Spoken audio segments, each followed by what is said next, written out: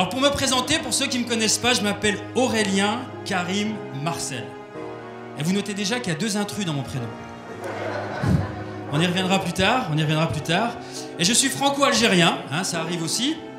Alors, comme je dis toujours, je suis français de naissance, babouche de cœur. Alors pour vous situer à peu près à franco-algérien, c'est comme si... Hein, ici, nous sommes au Café des Deux Gares, qui est un théâtre dans lequel je me produis une fois par mois dans le cadre du Made in Brussels Show. C'est la seule scène ouverte qu'il y a à Bruxelles pour les jeunes humoristes pour se faire découvrir du public et des médias. Donc je joue ici une fois par mois et ce soir, on joue lors d'une soirée privée avec 2 autres humoristes qui sont Tom et Pablo Andrés, qui ont 2 univers complètement différents. Et c'est Phil, le patron des Deux Gares, qui m'a contacté pour que voilà, je puisse montrer aussi aux gens de quoi je suis capable de faire et de faire rire principalement. Alors pour enchaîner, je vais parler de mes origines, hein, parce que beaucoup de gens me disent « Putain Karim, t'es un arabe, c'est cool, tu manges des tagines, tu manges des loukoums, tu sais piloter un avion, tu sais faire des cocktails. » Ouais, c'est super sympa, ouais, sauf que j'aime pas les tagines et je mange pas de loukoum par contre. Bon, les cocktails, c'est vrai qu'en Russie on appelle ça les cocktails Molotov. Au bled on appelle ça les cocktails Mouloudov.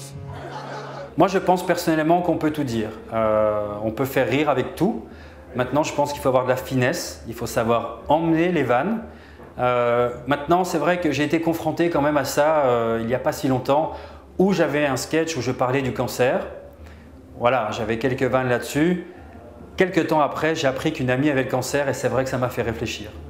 Donc je pense qu'on peut rire de tout dépend de la manière dont on aborde les sujets. Pour moi, comme je dis encore, l'humour doit faire réfléchir et non pas que rire. Je pense qu'on peut rire de tout, c'est juste la manière dont on aborde les sujets. Alors maintenant, vous êtes un peu plus familiarisé avec ma culture en fait. On va passer au 2e intrus, Marcel. Alors en fait, avec Marcel, est-ce qu'il y a des Marcel dans la salle en fait? Il n'y en a pas? Allez-y, dénoncez-vous. Hein.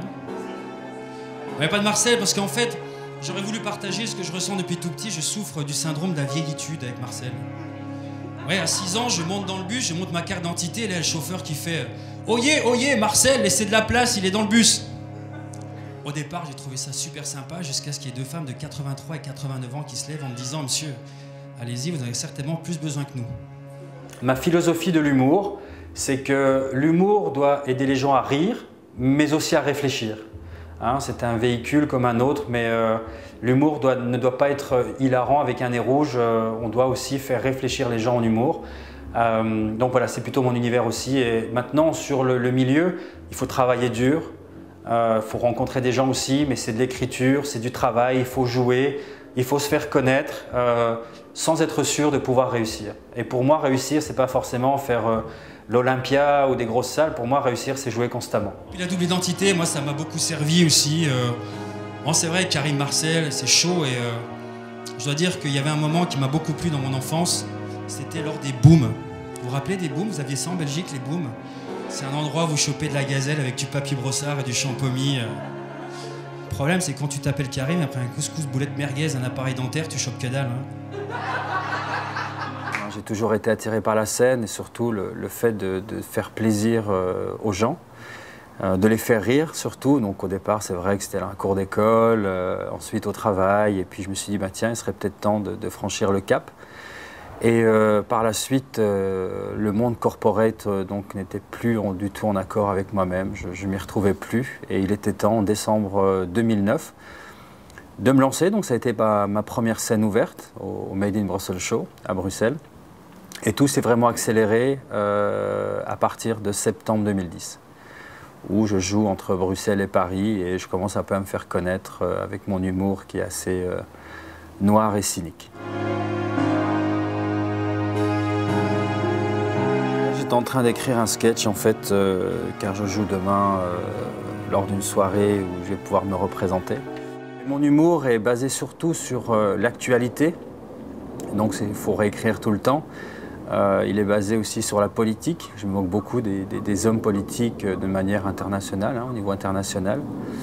Voilà, et je parle de mes origines, je parle de mon parcours, de ma famille et de tout ce que je peux voir dans l'actu et qui mérite réflexion. Et comme je dis toujours, j'avais une phrase de Joe Dassin qui m'a beaucoup marqué.